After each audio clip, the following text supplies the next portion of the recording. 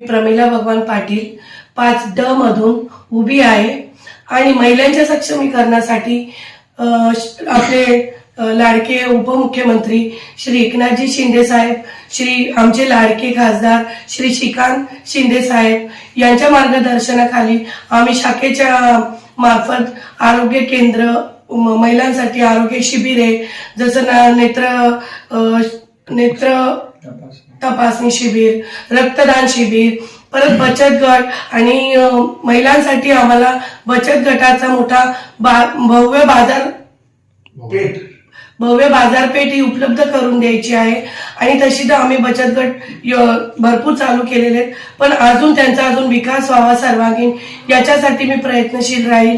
आणि महिलांच्या विकासासाठी मी तत्पर राहील। तसेच माझं एक स्वप्न आहे जे की माझ्या भावाचं होतं की कल्याणमध्ये सुसज्ज रस्ते हवेत, तर ते माझ्या रवी पाटील साहेबांनी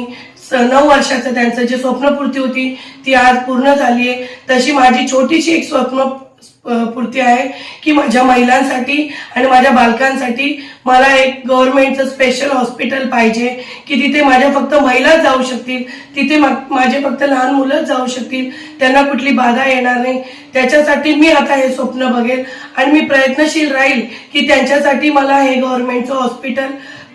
लवकरात लवकर इथे कसं बांधता येईल साहेबांना सांगून त्यात मी प्रयत्नशील राहील आणि महिलांच्या सक्षमीकरणासाठी जे सरकारच्या योजना आहेत, महिलांसाठी